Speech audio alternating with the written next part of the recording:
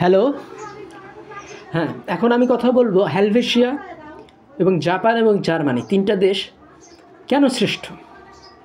Japan কিভাবে ব্রিটিশকে আমেরিকার যে বোম্বিং কইরা পৃথিবীর শ্রেষ্ঠ শক্তিশালী রাষ্ট্র ছিল আমেরিকা, সে আমেরিকায় বোম্বিং কইরা তার সাম্রাজ্য বিস্তার করা, এশিয়া থেকে ব্রিটেনকে খেদানোর পিছিয়ে জাপানের প্রচণ্ড ভূমিকা ছিল। আমাদের সুভাষ বোস পর্যন্ত জাপানের সাথে যোগ দিয়েছিল। তাহলে এই যে জাপান কি ঘটেছিল যে জাপান এত শক্তিশালী হয়ে গেল যে আমেরিকা ব্রিটেন, হ্যাঁ, আমেরিকার যে সম্পদ সেটা তো আপনারা জানেন যে একদিকে তার খনিজ সম্পদ, আরেকদিকে তার কৃষিজ সম্পদ, আরেকদিকে তার মেধা সম্পদ, তিনটা সমন্বয় ঘটেছিল আমেরিকা। সেই আমেরিকায় বোম্বিং করে আমেরিকাকে অচল করে দেওয়া পার্ল হারবারে দ্বিতীয় বিশ্বযুদ্ধে এটা করেছিল জাপান। তো জাপানে এবং হেলভেশিয়া হলো কি সুইজারল্যান্ডকে বলা হেলভেশিয়া, এই দেশটা বুঝতে হবে।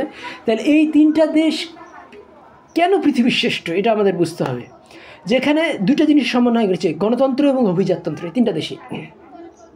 তাহলে আমরা অভিজাততন্ত্র কোন দেশ গণতন্ত্র আসছে? ইংল্যান্ড থেকে, ফ্রান্স থেকে, এগুলো থেকে গণতন্ত্র আসছে। কিন্তু অভিজাততন্ত্র আসছে মোটামুটি জাপান থেকে, বেলজিয়াম থেকে, জাপান, বেলজিয়াম, জার্মানি এবং সুইজারল্যান্ড, এগুলোকে বলা অভিজাততান্ত্রিক দেশ। তো এই দেশগুলোর সাথে এরাও কিন্তু একসময় ডেমোক্রেটিক হয়ে উঠতে থাকলো। কোথা থেকে? এটা জার্মানি থেকে। ডেমোক্রেসি আর অভিজাততন্ত্রের যে মিল, এটার শুরু হয়েছিল জার্মানি থেকে। এবং এই জার্মানি থেকেই বেলজিয়াম এবং হেলভেশিয়া এবং জাপান এবং আমেরিকা, এগুলোতে গণতন্ত্রের সাথে অভিজাততন্ত্রের সমন্বয় ঘটেছিল বলে, যেমন ধরেন একজন মানুষ একটা ক্যান্সার হয়েছে বা যে কোনো একটা রোগ হয়েছে, সেই রোগে সে ভুগছে, যক্ষা হয়েছে। তাহলে এখানে 50,000 লোকের ভোটটা যদি দেয় যে না, তাকে গরম পানি খাইতে হবে, তাইলে সে যক্ষাটা ভালো হবে না। একজন ডাক্তার যে জানে যে এইটাতে এই ওষুধ, তাহলে একজন ডাক্তার যে জানে, তাহলে এই 50,000 লোকের থেকে একজন ডাক্তারের কথাটা কিন্তু গুরুত্বপূর্ণ, যে তার 50,000 লোকের থেকে ওই যক্ষার ব্যাপারে ওই যক্ষার ডাক্তার যে ওই পার্টিকুলার ইসে যে এক্সপিরিয়েন্স আছে, এক্সপার্টিজ আছে, সেই লোকটার কথা আমাদের শুনতে হবে। তো এইটাকে বলে আমরা অভিজাততন্ত্র। তো এই যে আছে না, প্লেটো এত কুটকচালি করতো যে অভিজাততন্ত্রের পক্ষে বইলা সে গণতন্ত্র কি মন্দের ভালো বলছে। এই মন্দের ভালো করতে করতেই কিন্তু গোটা পৃথিবী ধ্বংসের দিকে চলে গেছে। মন্দের ভালো কি? এই কমিউনিজম হলো মন্দের ভালো। পৃথিবীর মানুষ ভালো না, কমিউনিজম বলে মন্দের ভালো। হিটলার কি? মন্দের ভালো। স্টালিনও মন্দের ভালো না। মন্দের মধ্যে ভালো পাওয়া যায় না, ভালোর ভালো। ঠিক আছে? যে জার্মানি এত টপ কীভাবে হলো? কান্ট কি বলেছিলেন? কান্ট বলেছেন নিজেকে অতিক্রম করা। এই যে আমরা মানুষ আল্লাহকে জানতে পারে না, মানুষ যে টাইম আর স্পেসের মধ্যে বাউন্ড হয়ে আছে, মানুষ নিজেকে জানতে পারে না। কিন্তু কান্ট কিন্তু নিজেকে অতিক্রম করার কথাই বলে গেছেন সারা জীবন। তখন কান্টের এই ফিলোসফিকে বলা হয় ট্রান্সেন্ডেন্টাল ফিলোসফি। তো সেই ট্রান্সেন্ডেন্টাল ফিলোসফি, নিজেকে অতিক্রম করার ফিলোসফি আমরা কান্টে পেয়েছি, গেটেতে পেয়েছি, হেগেলে পেয়েছি, সবগুলোতেই পেয়েছি, ইভেন নিটশেতেও পেয়েছি। তাহলে এই কিন্তু কমিউনিজমে নিজেকে অতিক্রান্ত করা ফিলোসফি না, পাইনি। কারণ কমিউনিজম এটা কোনো জার্মানিক ফিলোসফি না, এটা হলো গিয়া এই ফ্রেঞ্চ রিভলিউশন এর বাই প্রোডাক্ট। এই যে নেস্ট্রি, যেটা ধ্বংসপ্রাপ্ত, হ্যাঁ, অভিশপ্ত যে গ্রিক ফিলোসফি আছে, প্লেটোবাদ আছে, সেইটারই রেমন্যান্ট। ইরানে মাজদাক আছে, বা এই ইন্ডিয়াতে বৌদ্ধবাদ আছে। এই ধরনের যারা এক গ্লাস পানি পর্যন্ত আমি না চাইলে আমি খেতে পারি না। তাহলে সমাবসায় সেই যে পুরাণ যুগে যে এই মাতৃপ্রধান সমাজগুলোতে যে খুনাখুনিগুলো চলতো, সেখানে যেমন একটা গোষ্ঠী আরেকটা গোষ্ঠীকে পুরা ধ্বংস করে দিত, তারপরে এই কোনো ব্যক্তিতন্ত্র ছিল না, সবাই মিলে ভাগযোগে খাইতো, এইগুলো হলো কি, এইগুলোর প্রভাব হলো কমিউনিজম। আর যখন প্রতিটা মানুষ একটু ডেভেলপড হয়েছে, খাবার জমা করতে পারছে, টেকনোলজি জমা করতে পেরেছে, তারপরে এই মানুষ উঠতে শিখেছে, মানুষ রেলগাড়ি আবিষ্কার করতে শিখেছে, মানুষ বিদ্যুৎ আবিষ্কার করতে শিখে, এই যুগে কমিউনিজম একটা অচল সাবজেক্ট। তাহলে এই জিনিসগুলো আমাদের বুঝতে হবে যে আমরা ওই অভিজাততন্ত্র এবং গণতন্ত্র, তাহলে এই কমিউনিজমের সাথে গণতন্ত্রের অনেকখানি মিল আছে। সবার যেমন এক ভোট, কমিউনিজমে সবাই এক খাবে। কিন্তু কমিউনিজম হলো একটা এক্সট্রিম পন্থা, গণতন্ত্র হলো মিডিল পন্থা, আর সে অভিজাততন্ত্র হলো আরেকটা এক্সট্রিম পন্থা। তাহলে এই অভিজাততন্ত্রর নামে যে স্বৈরতন্ত্র আসে, এইটা হলো আরও খারাপ। তাহলে স্বৈরতন্ত্র সবচেয়ে খারাপ, তার থেকে ভালো হলো অভিজাততন্ত্র। আর গণতন্ত্র ভালো কার থেকে? কমিউনিজমের থেকে। আর কমিউনিজমের থেকে ভালো হলে গিয়া গণতন্ত্র, আর গণতন্ত্র আর অ্যারিস্টোক্রেসি এই দুইটাই ভালো, এবং এই দুইটার ব্লেন্ডিং যদি হয়, দুইটার মিশ্রণ হয়, তাহলে পৃথিবীর সবচেয়ে মানে সবচেয়ে উন্নত জাতিগুলো পয়দা হয়। সেটা আমেরিকা বলি, সেটা জাপান বলি, সেটা সুইজারল্যান্ড বলি, সেটা জার্মানি বলি, আর সেটা বেলজিয়াম বলি। তাহলে এই জিনিসগুলো আমাদের বুঝতে হবে যে এই হেলভেশিয়া হলো কি সুইজারল্যান্ডের আরেক নাম হলো হেলভেশিয়া। তাহলে হেলভেশিয়া বলি, জাপান বলি, জার্মানি বলি, এখানে অভিজাততন্ত্রের সাথে শ্রেষ্ঠতন্ত্রের একটা সমন্বয় ঘটেছে। তা আমাদের এখানে কি বাংলাদেশ কি শ্রেষ্ঠতন্ত্র হলো কি নিজেকে প্রতিনিয়ত শ্রেষ্ঠের দিকে নিয়ে যাওয়া। তাহলে এই যে যেমন ইন্ডিয়া পাকিস্তান কিন্তু শ্রেষ্ঠতন্ত্র অনেকখানি আছে, কিন্তু আল্লামা ইকবাল সবসময় শ্রেষ্ঠতন্ত্রের কথা বলতেন। আল্লামা ইকবাল ডাইরেক্ট বলতেন 1000 গাধার বুদ্ধি একজন মানুষের সমান হবে না, কারণ মানুষ ইভলিউট হয়েছে, মানুষ গাধা না।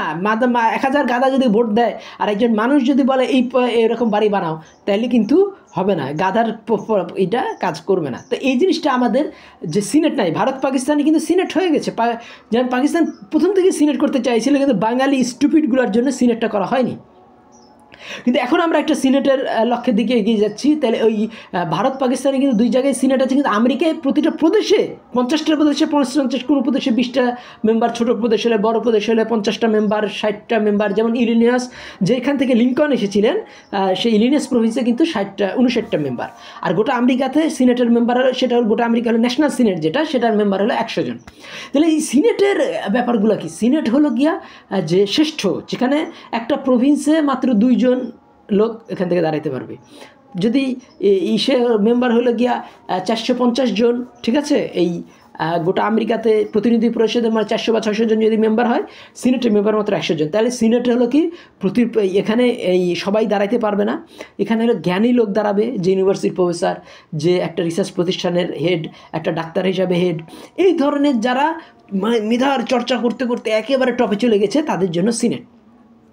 তাহলে এই সিনেটের অনুমতি ছাড়া কিন্তু আমেরিকা একটা রাষ্ট্রদূত নিয়োগ করতে পারে না, একটা বাংলাদেশ ব্যাংকের গভর্নর নিয়োগ করতে, আমেরিকান ব্যাংকের গভর্নর নিয়োগ করতে পারে না, তারপরে এই প্রধান বিচারপতি নিয়োগ করতে পারে না। এগুলো প্রত্যেকটা কিন্তু সিনেট দ্বারা, কারণ এখানে কি এসব গণতন্ত্র কিন্তু উইথ অ্যারিস্টোক্রেসি, শ্রেষ্ঠতন্ত্র। তো এর জ্ঞানতন্ত্র এবং অ্যারিস্টোক্রেসির মিল যেখানে হবে, সেই দেশগুলোকে আমরা বলতে পারি হেলভেশিয়া, আরেকটা হলো গিয়া জার্মানি, আরেকটা হলো গিয়া জাপান।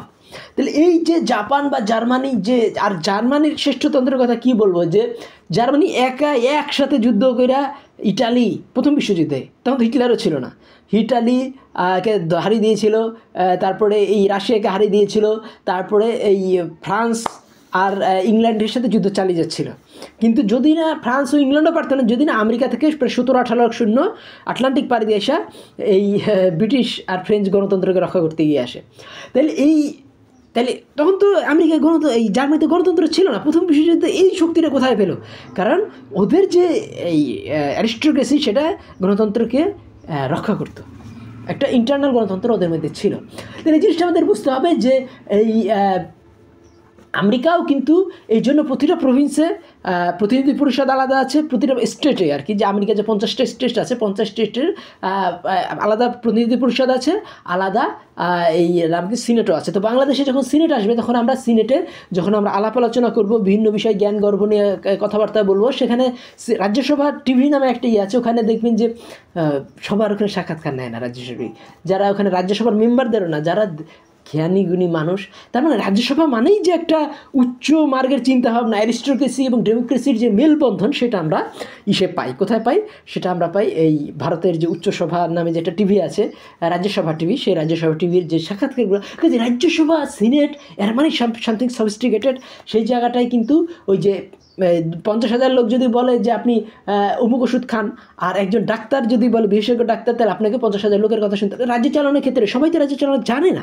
দেখা যায় রাজ্য চালানোর, যেমন এই মালয়েশিয়ার কথাই বলি, মালয়েশিয়ায় কিন্তু আপনার মানে মাহাতির মোহাম্মদ দেশটা কীভাবে চালাইতে হয় জানতেন। সে 100 বছর পাড়িয়ে গেছে, লোকটা এখনও বেঁচে আছে আল্লাহর রহমতে।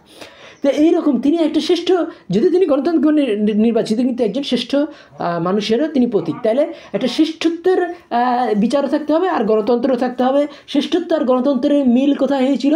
সেটা হয়েছিল যেমন ফ্রান্সে কিন্তু আজ পর্যন্ত হয়নি। ফ্রান্সের সিনেট কিন্তু পেশাজীবী পরিষদ, কমিউনিজমের মতোই। তো এই জিনিসগুলো আপনাদের বুঝতে হবে যে ফ্রান্সের যে বিপ্লব হয়েছিল তার পিছনে ছিলেন হলো গিয়া ওই একটা যে হোয়াট ইজ থার্ড স্টেট, জনগণকেই থার্ড স্টেট হলো জনগণ। তো এই বইটা পড়েই কিন্তু ফ্রেঞ্চ রিভলিউশন আগ মুহূর্তে এই বইটা পড়ে জনগণ রাস্তায় লাফায় পড়ছিল। তাহলে এই হোয়াট ইজ থার্ড স্টেট এই বইটা কিন্তু প্রচণ্ড জনপ্রিয়। আমেরিকার যে স্বাধীনতা সেটা কিন্তু হয়েছিল কমন সেন্স নামে, যে পেইনের যে বইটি ছিল, pain British born American citizen Thomas pain যে রবার্ট পেইন না থমাস পেইন, যাই হোক, এই পেইনের যে কমন সেন্স নামে বইটা, এই বইটা লক্ষ লক্ষ কপি বিক্রি হয়েছিল। তারপরে কিন্তু আমেরিকা ব্রিটেন থেকে স্বাধীনতা ঘোষণা করে। তাহলে এই বইগুলো সম্বন্ধে আমাদের পড়াশোনা থাকা লাগবে। এই বইগুলো সম্বন্ধে ভিডিও আসতেছে, একটু অপেক্ষা করেন। তো কারণ এই ধরনের যে যেমন ফ্রান্সের ওটা কিন্তু প্রচণ্ড, কিন্তু এখানে তো ফ্রেঞ্চ রেভলিউশন লাগলো না, আমেরিকান রেভলিউশন লাগলো না, তো জার্মান রেভলিউশন কিন্তু আরও বেশি স্ট্রং ছিল। তার পিছনে ছিল কান্ট, গেটে এবং হেগেল। এবং জার্মানি কিন্তু একাই ইউরোপের এই 4টা দেশকে একাই প্রথম বিশ্বযুদ্ধে দ্বিতীয় বিশ্বযুদ্ধে যদি হিটলারের কারিশমাও ধরি, কিন্তু প্রথম বিশ্বযুদ্ধে হিটলার ছিল না। তাহলে এটা হিটলারের কারিশমাও না, এটা লুডেনডর্ফের কারিশমাও না, আবার কারো কারিশমা না, এটা হলো জার্মান জনগণের কারিশমা। তো জার্মান জনগণের কারিশমা হলো জার্মান দর্শন, তার পিছনে ছিল কান্ট, গেটে এবং হেগেল। এবং এরা কিন্তু এই যে জার্মানির যে কোনো জায়গায় ভোক্সওয়াগান, হ্যাঁ, সব জায়গায় এই ভোক্স কথাটা লাগায়, মানে কি জনগণ। তাহলে তাদের অ্যারিস্টোক্রেসি জনগণের কাছে পৌঁছেছিল। তার কাজেই অ্যারিস্টোক্রেসি আর গণতন্ত্র যখন মিলে যায় তখন এই জনগণের কাছে সেটা পৌঁছে যায়। সেটা হলো গিয়া জাপানেও পৌঁছেছে, সেটা সুইজারল্যান্ডে কিন্তু অর্ধেক লোক ফ্রেঞ্চ বলে, অর্ধেক লোক জার্মান বলে, কিন্তু জাতি হিসাবে তারা কিন্তু একটা পৃথিবীর সুসম্মানিত জাতি। কিন্তু বাংলাদেশকে আমরা সুষম জাতি বলতে পারি, তাইলে কি আমাদের বিদ্রোহ হইতো? কারণ কি আমরা ওই কমিউনিজমটা আমাদের মধ্যে বেশি ঢুকে গেছে। আমরা গণতন্ত্রের সাথে অ্যারিস্টটলের সমন্বয় ঘটাতে পারিনি। আমরা একই ধর্ম, সব জায়গায় মুসলমান, মোটামুটি 64 জেলায় আমাদের মুসলমান প্রধান, আবার একই ভাষা, যে 64 জেলায় আমরা বাঙালি মোটামুটি। কিছু পার্বত্য চট্টগ্রামের 3টা জেলায় আছে যারা কিছু কিছু লোক অন্য ভাষায় কথা বলে, কিন্তু তারপরে মোটার উপরে কিন্তু বাংলাদেশের দেখা যাচ্ছে যে ধর্ম ভাষার দিক থেকে এক থেকে মিল হওয়ার পরেও কিন্তু একটা জাতি গড়ে ওঠার পিছনে দুইটা জিনিসের সমন্বয় ঘটা উচিত, যেটা হলো অ্যারিস্টোক্রেসি এবং ডেমোক্রেসির সমন্বয়, সিনেট এবং প্রতিনিধি পরিষদ। এই দুইটা মিলে কিন্তু আমেরিকার কংগ্রেস, হ্যাঁ, হাউস অফ রিপ্রেজেন্টেটিভ আর হলো সিনেট, এই দুইটা মিলে হলো আমেরিকার আমেরিকার হলো গিয়া যেটা গণতন্ত্র। তো বাংলাদেশেও কিন্তু একটা সিনেট হতে যাচ্ছে, এবং সিনেটটা নির্বাচনটা 6 বছরের জন্য না হয়ে প্রতি 2 বছর অন্তর অন্তর যদি 3 ভাগের 1 ভাগ করে নির্বাচিত হতো তাহলে ভালো হতো। কারণ তাহলে কি যে এই সিনেটের দ্বারাই কিন্তু জনগণ নির্বাচনের স্বাদ পেত, ক্ষমতার স্বাদ পেত, এবং সরকারকে একটা বার্তা দিতে পারতো যে তুমি যে পলিসিতে চলছো সেই পলিসি কিন্তু জনগণ গ্রহণ করছে না। যেমন প্রতি 2 বছর অন্তর অন্তর কিন্তু আমেরিকায় সিনেটের একটি দেশে নির্বাচন হয় এবং 4 বছর পর পর ভোট হয়। কিন্তু আমাদের ভোটটা যদি 5 বছর না হয়ে 4 বছর অন্তর অন্তর হতো সেটা আরও ভালো হতো। এবং সিনেটের মেম্বারটা করতে হতো 6 বছর, এবং সিনেটকে ওই যে আমরা এখন করেছি সিনেটকে যে মানে লাস্ট পার্লামেন্টের দিবসে এটা করা উচিত হয়নি। সিনেটের 3 ভাগের 1 ভাগ করে প্রতি 2 বছর অন্তর অন্তর নির্বাচন করার ব্যবস্থা থাকতো, তাহলে এটা যদি করতো তাহলে ভালো হতো। কারণ তাহলে জনগণ এই তাদের মতামতটা দিতে পারতো যে না, তোমাদের পলিসিগুলো আমার ভালো লাগছে না। কারণ গণতন্ত্র শুধু নির্বাচনের দিনই না, সারা বছর 5 বছরের বা 4 বছরের গণতন্ত্র হওয়া উচিত।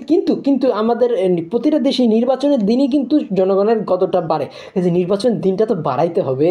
প্রতি 2 বছর অন্তর, যেটা আমেরিকাতে হয় প্রতি 2 বছর অন্তর অন্তর সিনেটের নির্বাচন, যেটা আমেরিকার শ্রেষ্ঠতন্ত্র এবং গণতন্ত্রের সমন্বয়, সেই জায়গাটায় কিন্তু 2 বছর অন্তর অন্তর এই সরাসরি ভোটে নির্বাচিত হয়। কিন্তু আমাদের এখন সরাসরি হচ্ছে না, হয়তো পরে সরাসরিভাবেই আমাদের সিনেটটা নির্বাচিত হবে। এবং আমাদের প্রধান উপদেষ্টা বলেছেন সিনেট হবে 100 মেম্বার, কিন্তু এই 100 মেম্বারে 33 মেম্বার প্রতি 2 বছর অন্তর অন্তর নির্বাচিত করলে এটা আমাদের গণতন্ত্রটা চমৎকার হতো। এবং আমাদের যে সংসদের মেয়াদ হওয়া উচিত ছিল 4 বছর, তাহলে আমেরিকার প্রেসিডেন্টের সাথে মিল হতো।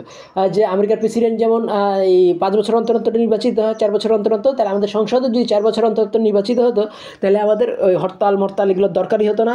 আর আমাদের এই যে এই 1400 মানুষকে মারা যাওয়ার পর হাসিনাকে তাড়ানোর দরকার হতো, হাসিনার মতো কেউ স্বৈরাচারী হওয়ার আগেই সে জনগণের সিগন্যাল পেয়ে যেত যে এই নাম কি বলে 2 বছরের মাথায় যে আর 4 বছর যদি আমাদের হতো তাহলে 4 বছর কি অতি অল্প সময়, তাহলে কি আমাদের একটা হরতালে যে পরিমাণ গোটা দেশের ক্ষতি হয় তা দিয়ে একটা নির্বাচন করে ফেলা যায়। তো কাজেই মানে একটা 3টা নির্বাচন করে ফেলা যায় একটা হরতালে দেশের যে পরিমাণ ক্ষতি হয়। তাহলে কি এই জনগণের মত প্রকাশে একটা স্বাধীন দেশ, আমাদের একই ভাষা একই ধর্ম, বাঙালি মুসলমান, আমরা কেন আমাদের মত দিতে পারবো না? সেই মতটা কীভাবে দিব? এই যে আমাদের এই পত্রিকার মাধ্যমে জনমত জরিপ, এগুলো না, আমরা ডাইরেক্ট ভোট দিতে চাই। সেটা হলো গিয়া এই সিনেটের প্রতি 2 বছর অন্তর যদি 3 ভাগের 1 ভাগ করে পুনর্নির্বাচিত হয় এবং সিনেটের মেয়াদ হবে 6 বছর। যেহেতু এরা জ্ঞানীগুণী মানুষ, এরা 6 বছর ধরে তাদের মাথাটা ঠান্ডা রাখতে পারবে।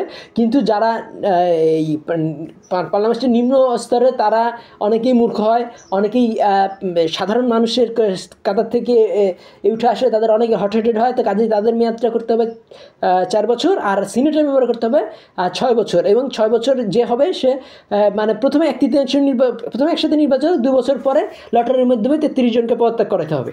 তারপরে এই লটারির মধ্যে যারা যারা আসবে তারা পদত্যাগ, তারপর আবার নতুন করে 33 জনকে না হবে। প্রতি 6 বছর অন্তর 2 বছর অন্তর 33 জন করে পদত্যাগ করবে আর নতুন 33 জন করে ঢুকবে। তাইলে কি হবে যে বাংলাদেশের যারা অ্যাম্বাসেডর, বাংলাদেশের যারা হাইকোর্টের বিচারক, বাংলাদেশের যারা এই ভিসি নাম কি বলে, সেই বাংলাদেশে যে 70-80টা বা 100টার বেশি এই সরকারি এবং বেসরকারি মিলে যে ইগুলো আছে, এই যে ইগুলো আছে, এই যে ইউনিভার্সিটি, সেই ইউনিভার্সিটিগুলো ভাইস চ্যান্সেলরগুলো, এগুলো সিনেটরা নির্বাচিত।